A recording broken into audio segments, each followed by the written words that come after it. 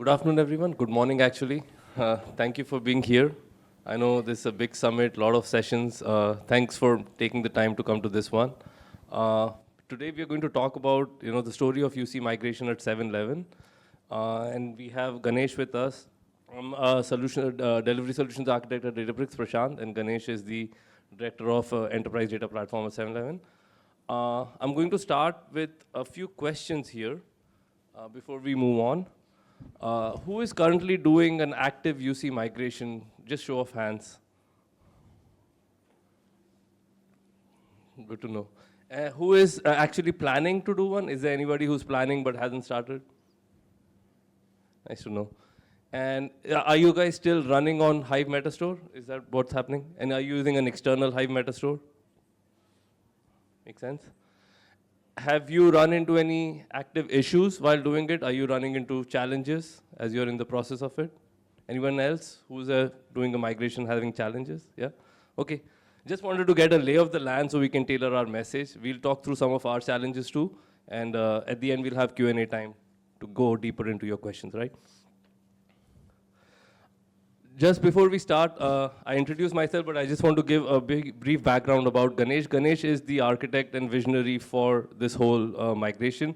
This migration, I know it just says it's a UC migration, but it's actually a lot more things, and we'll talk about what all we're doing as part of it, and Ganesh is the visionary behind it, right? He manages the enterprise data platform at 7-Eleven, he manages analytics, he manages data governance, and the reason I mention all that is you'll see how all of those things tie in together in the next few slides. So the agenda, just to walk you through it, we'll talk about a little bit about 7-Eleven itself. Most of us here know what 7-Eleven is, but we'll give a brief background on their data teams. Then we'll say how they were being inhibited by legacy governance structures, why they decided to move to UC, and once they decided to move to UC, what challenges they faced. We'll talk through that, the challenges we faced, and how we overcome that with certain UCX and system tables and certain other things we'll talk through. And finally, where they are now with respect to UC migration, what capabilities have been unlocked, what are they using it for. And finally, hopefully we leave you with a roadmap of our recommended playbook on how you should approach a UC migration, right? So I'll hand it over now to Ganesh to take us through the next few slides. Perfect. Hello, everyone. Hey, let me reintroduce myself. I'm Ganesh Susarla. I'm the director for Enterprise Data Platform at 7-Eleven. I manage few verticals. I manage the platform, I manage the data architecture, their insights, and also the data governance program. The Unity Catalog migration kind of falls into the platform responsibility that I have, but it's a very interesting project. It's not like any other migration projects we did in the past. It kind of unlocked value, especially for me, across all the verticals that I manage. It's not just within the platform, but it kind of sprawled into the architecture side of things, the governance side of things, and also the business insight side of things from a self-service analytics platform perspective. We'll talk more about it. This is about me. And then let me talk a little bit about 7-Eleven so that we can establish the scale of the migration that we were trying to achieve. So we have about 85,000 stores globally across the world in 17 countries. We have 13,000 stores just in US and Canada, right? And 50% of the US population actually lives 2 miles away from their nearest 7-Eleven, right? Yeah, so if you look at the retail customer network, we are kind of much closer to the customer than any other retail network in the United States. That can be transformed into so much of value. We can talk about it in the further slides. Just few fun facts. If anybody is holding a cup of coffee right now, the to-go cup has been pioneered by 7-Eleven. And 7-Eleven is the pioneer of the first self-serve soda fountain. There are so many other fun facts like that. But let's move on into introducing what we do, our enterprise data platform team. Let's talk about this a little bit more specific to UC and the functionality of UC. So generally what our department at 7-Eleven does is we are responsible for a lot of operational efficiency in the organization. We publish daily sales reports, executive summary reports, and so many different analytics and reports. We have about 7,500 reports across the enterprise. And by no means I'm saying all of them are required. A lot of them are like, pretty much adds a lot of value to our operational excellence. And then we build customer experience-related applications for the stores. The applications that we build not only enhances the store operations, but also it enhances the customer experience as well. Coming to the UC side of things, as I told you, we have the ownership of a very comprehensive data management platform, right? We are responsible for ingestion, we are responsible for delivering data to our customers, we are responsible for transforming all the data and build actionable insights out of it, right? We have an end-to-end data management ecosystem that we are responsible for. And all of it is, from a data front is powered by Databricks, so it becomes a central and core component of our data management ecosystem, right? And we were very early adapters of Lakehouse, so that kind of added scale to what we were doing. We were able to create these tables, we were able to create versions. It's more like legacy data warehouse kind of an experience, right? So just like an Oracle warehouse or a SQL warehouse on steroids.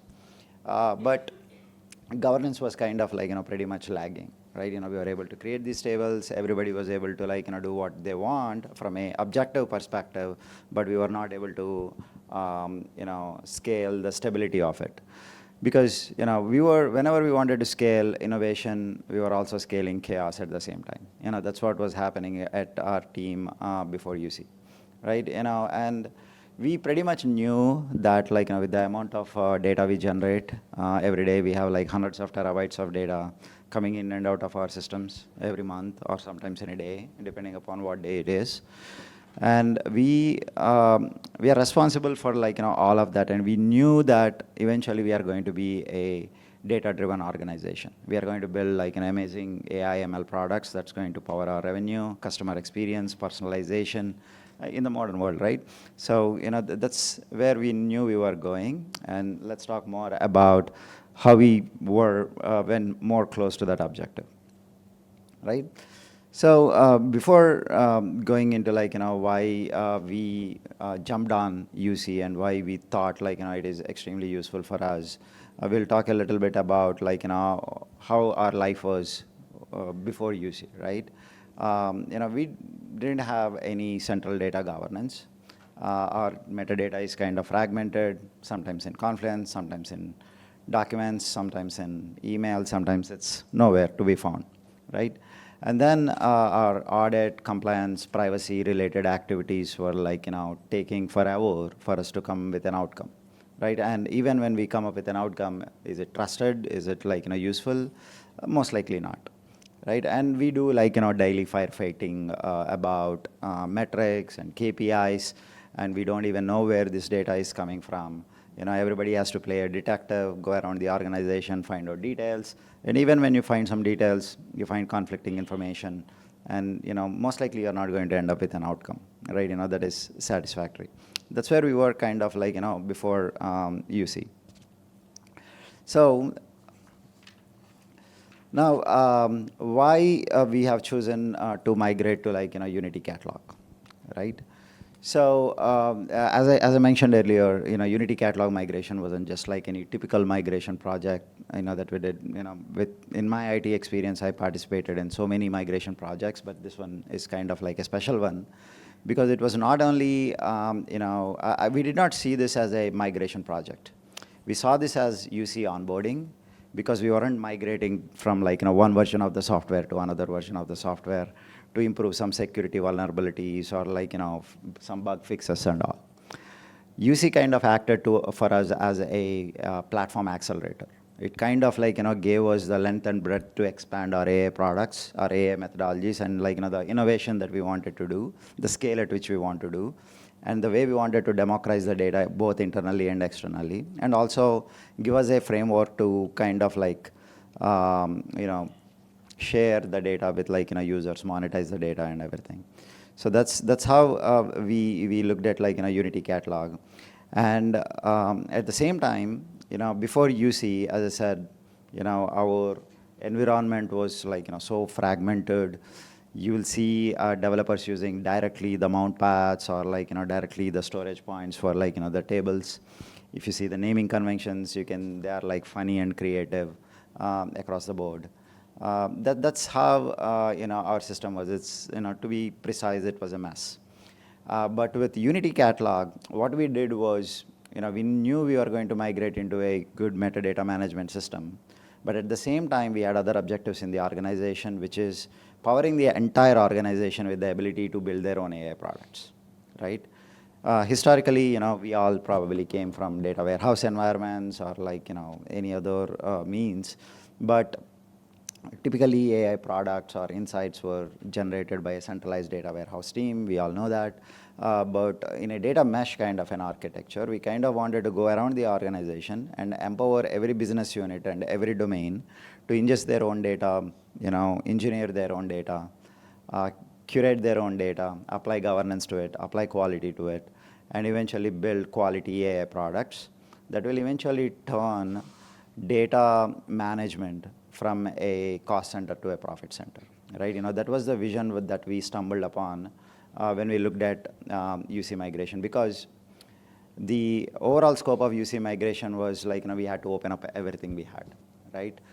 We had to go through how many notebooks we had, how many tables we had, how many mount paths we had. We were on blob storage. We wanted to migrate to ADLS Gen 2 at the same time. There were so many, we had to keep everything out in the open. Once we put everything out in the open, our objective is to say, hey, let's go ahead and like, start building medallion architecture on top of it, enable RBAC for it, enable like, create serverless compute clusters now. And everything will be Unity Catalog and like, spread across the organization, and everybody can do their own analytics. We came up with a very broader objective. We will go into detail in further slides. But that was one of the main, difference of our Unity Catalog migration project with like, a regular greenfield Unity Catalog migration project. So that's why I said we weren't looking at it as a migration project. It was more as a platform accelerator. All right.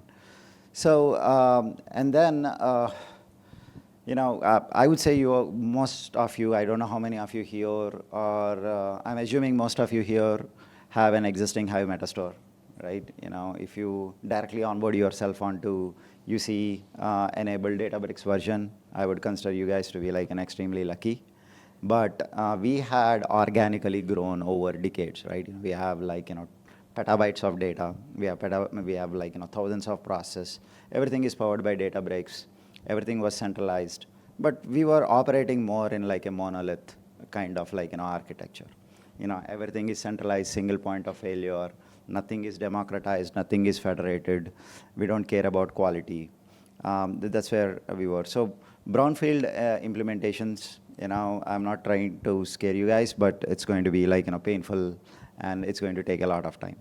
But the unlock you're going to create out of the migration is going to be huge. It's not just specific to like, Databricks, going out of shelf life, and you'll not be able to use Hive Metastore anymore. That's not the objective. The overall like, benefit of UC migration is the unlocks you're going to get, which we'll talk in the further slides. Right, and when you have a brownfield migration project, right, one of the biggest challenges in our journey we faced was there is no easy migration button. You can't like, press a button and say, hey, move this cluster from like, Hive Metastore to like, UC, right? That's the biggest challenge. And there wasn't even a migration workbench as such provided by Databricks. Initially, I started being like, extremely like, engaged in very so many arguments and discussions with like, Databricks folks. Couldn't understand why anybody would like, come up with a new functionality that powers your entire ecosystem, but you don't give your customer a migration workbench, right? That was the biggest complaint. But over a period of time, I was, after learning what Databricks was doing, I was actually, in fact, happy because instead of like, spending hell a lot of time on Unity Catalog migration workbench, Databricks has spent a lot of time on building the features that are powered from UC migration, like clean rooms or genies of the world, serverless compute, so many other things. Their focus is on the other side. Yeah, we took up the pain, but Databricks did not drop the ball on us, right? We partnered heavily with Databricks. They were there with us like every step of the way. We validated, revalidated. We did like so many drills. We did so many POCs, and eventually we were able to like keep the ball rolling and go with our approach. So yeah, just to elaborate on the challenges of like a brownfield migration. You can imagine with like so many stores, so much of data, millions of transactions happening every day into like so many different lines of business, including fuel, convenience, and like we have even like a EV segment, and we do our own like I'll not go into detail, but we do a lot of our own supply chain. We have our distribution centers. We have our own fleet. There are so many different areas where like data at scale is being like kind of generated. When all of this data kind of lands into our lake, right? Historically 2 years if we rewind, everybody was doing like direct path access to like a specific table or an external table, and most of the tables were created like as external tables. And then there is a huge RDD usage. It is very fast, but it's kind of like invisible to like any lineage solution, right? You bring in Elations of the world, Colibra or Informatica's. If you use certain legacy techniques, it's hard for us to identify the entire lineage, right? So, and then we were heavily dependent on mount points, right? We did so many crazy things with mount points that not the right platform to talk about, but everything was like, very chaotic and messy. So when we started our UC migration, like, we were presented with like a planned migration or like an ideal path, a textbook path suggested by Databricks, right? You typically assess your environment, and you understand like how many notebooks you have, how many tables you have, how many pieces of code you have, who are your consumers, who are all accessing the data. You define your scope, and then you use UCX. Definitely, like when we started, UCX wasn't mature enough, and we kind of started reusing UCX back in December of 2024, which gave us like very critical validating metrics in our case, but in most of your cases, I'm pretty sure UCX is going to give you a very good starting point for your UC migration, right? And then one of the biggest challenges 7-Eleven as a company had was our operations were running at like full speed, day in, day out. I have even like discussed with like so many other peers of mine who were going through UC migration projects. Most of the organizations were doing either pausing their current initiatives or proposing downtime for UC migration, or they were actually running two parallel systems with like hope to meet at some point of time independently, like parallel, right? But for us, with the kind of like delivery that we were doing across different domains, and the kind of business value we add, and the criticality of like what we do to the organization, we had no option of downtime, right? We had no option of disruption. We had to continue doing what we were doing day in, day out without, actually we accelerated in what we were doing in our running the business side of things while we were doing UC migration. We heavily relied upon like sync, reverse sync. We will talk about it in the next slide, but wanted to highlight that why our UC migration could become like a case study and like save a lot of pain for you guys is because we did a live migration. We did not propose any downtime. Everything was running as is while we were migrating to UC, right? So there is a textbook approach. I'm pretty sure most of you must have gone through the documentation, and now you identify your scope, you create sync, reverse sync, you migrate your code, and then like eventually you decommission HMS.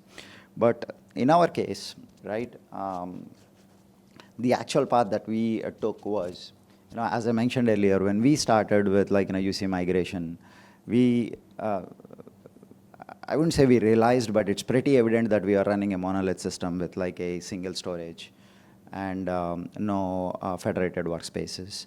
There is no data governance in place. There is no data quality in place. The ingestion and consumption patterns weren't standardized. There is no proper architecture in place.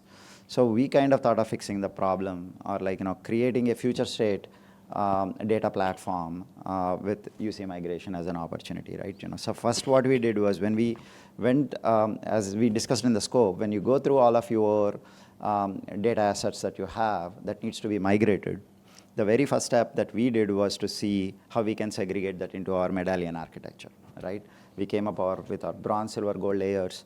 We kind of, most of the objects that we had, predominantly, whether you have medallion architecture or not, whether they are coexisting, the general, data lake path is, you tend to create like a ingestion table, you create your staging table, and then you create your aggregates, right? That's how we kind of segregated everything into, bronze, silver, and gold. And we started creating these, standard mode clusters for all of our consumers, so that we can enable serverless on that. And then we used UCX to prioritize, understand what's being used the most, and while we were focused on specific use cases that we wanted to support, we were also looking at what are our most critical processes that needs to be migrated first. What are the processes that get frequent enhancements that needs to be migrated first. And one of the biggest thing, our migration plan would not happen without sync and reversing, right? At least without disruption. What we did was we created a sync into UC, and we created a reverse sync back into HMS. So the migration for the end users were seamless. There were people using HMS and UC at the same time. To be really honest, they didn't know that the migration was even happening, right? A lot of stakeholders didn't know that the migration was happening unless they were doing their own engineering, right? So that's the kind of migration plan that we created, which is pretty much seamless. It's just another change request that goes to production every week, right? That's how smooth we designed that. Right, so if we had to share our experience as a playbook for you guys, right? So first thing I would strongly suggest is, UC is a huge opportunity, right? It's not just a migration project, it's an accelerator. So start thinking about your future state vision. What is it that your organization want to do in the next 3 to 5 years using Databricks as a platform, right? Or do you want to build AI products? Do you want to enable your entire organization to run analytics? Do you want to just create insights, or you analytics-driven organization? Depending upon your use case, if you have your end-state data architecture in front of you, this is the right opportunity for you to inject into UC, because UC kind of comes with a lot of additional benefits, which we'll talk later. Though we think that UC kind of complements every architecture decision that you take while you are going through this migration project. We'll talk a little bit on those benefits. But first thing is, if you haven't created a federated architecture in your organization, you do not have a data mesh, we would strongly suggest that you start looking into that as part of your UC migration. So that you can, anyways, when you are remapping so much of mess that we have created over years or decades, depending upon your business, it's better to reorganize, make everything secure, governed, of highest quality, and become a tailwind to the AI projects that your organization is building, rather than governance or cataloging and everything just becoming a tax or additional data asset that's out there in your organization. This has to power all of your AI journey moving forward, right? So federated architecture, you're good. And then you should assess your Hive Metastore footprint. And then migration of identities, right? That's also a very good way of, when you start looking at a data mesh or a federated architecture, the way you start looking at identities actually change, right? Because you are now going to act upon a single centralized source of data, but it is shared across various domains using UC catalog. You want to make sure that the right people have access to the right data, right? UC catalog, out of the box, give you that provision to create RBAC and even fine-grained access control, where people can only see certain tables or certain columns or certain rows. You have all of these things like kind of packaged into Databricks now. So you should start looking at your personas in the organization. What kind of access individual users should have to what kind of data, and start designing that across within UC in your project. Right, and then prioritize, plan, and execute. It's while you are going through this journey, also make sure that you can give quick wins. One of the things that we did, one of our colleague gave a spellbound presentation on marketing AI agents yesterday, and one of the things that we did was when we found opportunities that could enable our organization with AI products, we start enabling them first, as our pilot areas, and we let people travel through their journey and become successful while we are taking care of other areas, right? So prioritization is very key. And then one additional thing that we did was using Unity Catalog as an opportunity, we also started enabling self-service analytics. We onboarded a solution called Data IQ. Historically, most of our, now we have context to our, we are starting to generate context to our data. We are starting to generate these lineages, metrics, and everything within UC Catalog, which most likely is going to be offloaded into an enterprise data catalog, something like Elation or Colibra. But these are all the things that are very critical for running a self-service analytics platform, right? People need to understand what they are looking at, whether it is certified, valid, quality, or whether they can trust that data. So that's something that we also started enabling. This is one additional thing that you can also consider in your UC migration path. And then eventually a decommission Hive Metastore. We are pretty much close to it. I would say we kind of migrated most of the stuff into UC, and while the shop is still running. And then we moved a lot of consumers onto UC, and we still have backlog of consumers that needs to be moved onto UC, but we are very close to decommissioning Hive Metastore, and I'm assuming we will not have any challenges in the next couple of months before we do that. Now, Prashant will talk more about UCX, system tables, and the benefits of it, and we'll talk about the key takeaways at the end. Okay.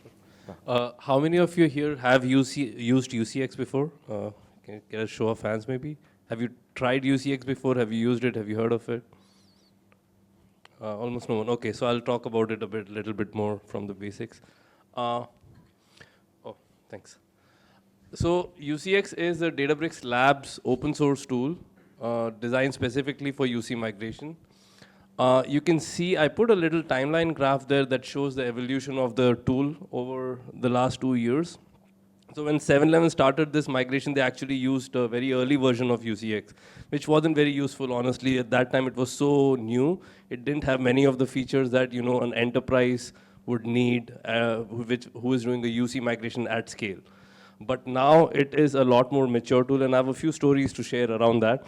But the key thing I would say is, if you haven't looked at UCX yet, definitely it's a free tool. If you want, you can even get an account team and an SSA to help you install it. It's installed by workspace. So you can install it on your dev workspace if you want to keep the blast radius small and just run an assessment. What it'll do is it'll crawl your whole workspace and find out what kind of tables you have. Are they external tables? Are they managed tables? Are they sitting in DBFS root? DBFS root tables need to come out of DBFS root. So it'll tell you which ones are those. It'll tell you if you have code issues, incompatible code. A very important thing in UC is standard clusters. Standard clusters is a new architecture which is based on Spark Connect, and that also enables serverless. So actually in 711, they made a very smart choice as part of UC migration. They maximize the migration to standard clusters. You always have the option to go to a dedicated cluster, which will even run RDD code. But I don't recommend that personally. As much as possible, move to standard clusters. They are cheaper. They have fine-grained access built in. They are the newer architecture. And they'll easily move into serverless too in future if you wanted to.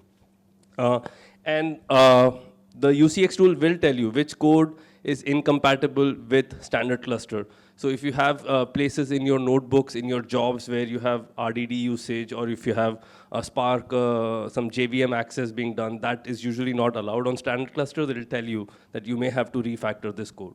right? So it's very useful. If you don't use any of UCX, at least run the assessment. It's definitely worth it. So the one thing I'll tell you is, yeah, if you don't take away anything, at least run the UCX assessment. It'll give you a dashboard that is AIBI dashboard built into it, and it'll tell you everything about your workspace, right? So definitely try that. The second part is we also narrowed the scope of migration. So as Ganesh was saying, UC migration for them was not just a UC migration, but a chance to improve the platform, use it as a platform accelerator, clean the house. Like, for example, if you're renovating your house, it's probably a good time to also go through your closet and get rid of clothes that you don't want to use. An analogy like that. So we kind of went through all the workflows because it didn't make sense to migrate every workflow they had into UC because many workflows are probably not needed anymore. They're deprecated, maybe they're not adding business value. They're driving tables that nobody uses, right? So we did that, and how we did that was we used system tables to narrow the scope. System tables, I know there's a little bit of a chicken and an egg story here. Like system tables do need UC, but in a hybrid environment, I'm assuming that you can have UC and HMS parallelly running, and once you have UC, system tables will come in. And in system tables, you can run these queries through different tables, which will allow you to see how often a job is running, and what is the frequency, what is the cost, and you can also see what mode that job is running on. So in 7-Eleven's case, they had a situation where they were partially UC because new jobs were going to UC, and they were partially HMS because old jobs were in HMS. So how do you know which workflow is running on HMS, which workflow is running on UC? System tables will tell you in our output data where it'll tell you which workflow is using a UC cluster, which workflow is using a HMS cluster. So that immediately narrows down your scopes because you don't want to touch jobs that are already in UC, right? So in these kind of hybrid environments, system tables will help you. We will share a code later at the blog post. You'll probably see it on how to go about doing that. But in general, you can get in touch with your account team if you need help. But system tables will let you whittle down your scope massively. In 7-Eleven's case, we whittled it down by 40% of the workflows, which is a huge scope reduction. Because one of the largest part of UC migration would be your code migration. Right? The code migration is where we are spending the longest time. So any scope reduction there will accelerate your migration. Right? The next part I want to talk about HMS lineage. This is again a little bit confounding probably, like HMS, how does HMS get lineage? There is a private preview. It'll forever stay a private preview. It is only to enable UC migration. But you can get in touch with your account teams to enable this preview. What it'll do is for your current existing HMS workflows, you can get the lineage. For an existing HMS workflow, you can see what the source tables are and what the target tables are, and it'll come up as a system table. So it'll forever remain a private preview. I highly recommend to get in touch with your account team and get this enabled because you will get a lineage on HMS. And what that enables for 7-Eleven was they had high priority business reports in Power BI, which they wanted to prioritize migrating to UC. And we used the HMS lineage system to track down from Power BI which HMS workflows we need to migrate first. Right? So that's another technique I highly recommend, turning this preview on. This is a little anecdote I want to share that the UCX team is extremely collaborative. So if you tried using the UCX tool and you come across issues or limitations and you're like, well, I want this feature. In 7-Eleven's case, they had nested groups in the workspace. Nested groups was not supported by UCX out of the box. A group within a group, And so UCX team actually took a month and developed the feature. So now UCX supports nested group migration. We are working with the UCX team again for table migration from DBFS root on a daily basis, like a deep clone. So they're very collaborative. I highly recommend get in touch with your account team again if you have issues, and they'll get you in touch with the UCX team, and you can have a collaborative development there with UCX if it doesn't meet your requirement. And yeah, now I'll pass it back to Ganesh to see, like at the end of UC migration, what capabilities they're unlocking. Right? So when we, as mentioned earlier, right? When we embarked on this whole journey of UC migration, we initially set up much larger objectives than just the migration. We started with federated architecture, enabling data mesh. We understood that we'll get R back and so many things. But there were, as I mentioned earlier, this is why I was happy with Databricks not spending all of their time and money on the migration workbench. Rather, they started spending resources on enabling other new capabilities that were extremely useful for us, not just now, going to be in the long run as well, which is serverless, right? So eliminating the need for manual cluster management. It was possible with UC. And then we started using delta sharing, both internally and externally. We had some of our customers or consumers who were on Databricks platform, some are not on Databricks platform, some are even internally on Oracle platform. Now, delta sharing is becoming like a open source format, right? So we started using that, which was only enabled by UC. And then there are a lot of other kinds of productivity that we were able to add to our ecosystem through clean rooms, Genie spaces, and code assistant. And we started looking at data organization more from a Gen AI way. Is a data organized, good and right fit for a Gen AI to work? That's how we started designing our Unity catalog, different folder structures, bronze, silver, gold, how we are organizing our data, thought process has kind of changed. These are all the new novel capabilities that came along with our journey with UC catalog. This kind of was, I wouldn't say as an added bonus, but it's kind of changed the scale of things that we were doing before UC and after UC. And then governance, right? So this is a conversation that I was even having with Databricks folks. So when Unity catalog kind of got released, there was no clear understanding of whether it is a replacement for an enterprise data catalog or a Elation, Colibras of the world, or is it just specific to Databricks? And it was also even released open source. So it was hard to understand the future state of Unity catalog by itself, right? If you take out Databricks from the equation. So the way we kind of had conversations and how we understood Unity catalog was, it was kind of capable of giving us more better insights, lineage, metadata, and understanding of the data organization and everything that is happening within the Databricks to an enterprise data catalog solution like Elation or Colibra, rather than these tools directly working with Databricks. So Unity catalog kind of became the perfect middleman between the enterprise data catalog and what you actually run under the hood in Databricks. So that's how we started looking at it. At the same time, it kind of unlocked everything that we discussed about. So now, this kind of without going into too many details, it kind of gave us general benefits anybody could get out of a governance program, audit compliance, improving collaboration and everything. But this is kind of our playbook that we would want to kind of share with you guys. We spoke about this earlier. It's kind of like a repeat slide, but we would encourage most of you to start looking at your future state architecture before you embark on the UC migration journey, because it's a one-time opportunity for you to go through everything. I'll give you one example. We had about 1,800 workflows. 50, somewhere between 1,500 to 1,800 workflows before we started UC migration project. But now, after migrating to UC, we realized that only 700 of those workflows are useful. Are useful. We probably decommissioned about 1,500, 2,000 tables from our ecosystem. We decommissioned so many different processes that didn't make sense, that added redundancy, that were temporary in nature, that wouldn't give us any value, right? Now we kind of cleaned the shop, and now we are positioned, not completely, but we are going in the right direction. We are positioned to support any scale of AI journey that 7-Eleven is going to take, right? So what else? This we did. And the key takeaways and the lessons learned.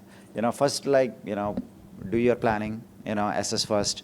And my major, suggestion for the entire group now and whoever will hear this later is don't do it alone. Like, Databricks is your partner on this one. It's highly impossible. I mean, like, at least from my perspective, it's highly impossible to do it without Databricks support. And Databricks were holding our hands, like, throughout the way. And they were not only helping us with Unity Catalog migration, they were also helping us with, like, creating this broader ecosystem for us to be successful as an organization in a data and AI-driven world today, right? We were kind of tackling everything. That's why initially I said, Unity Catalog migration kind of falls into the platform vertical that I manage. But when I was looking at my other functions like architecture, okay, I need to design a data mesh. Imagine designing a data mesh in Databricks without Unity Catalog. It's going to be extremely painful. I have done that in the past, right? But with Unity Catalog, it's kind of like, created a very seamless way of creating a federated analytic structure in your organization. So start thinking about those things. And then, most importantly, phase your migration. Look at your quick wins, low-hanging fruits, deliver, like, a UC-enabled, like, workspace to, like, revenue-generating projects while you are, like, managing the rest of your UC migration. I mean, like, I would say, like, it's very much possible for all of you to do UC migration without disruption, but it depends on your individual use cases. And collaborate with your experts, and your outcome should not just be the next version of Databricks. It has to be a modern data platform that will, like, power or unlock so many different benefits for your organization. That's all I have. Thank you, everyone. Thank you.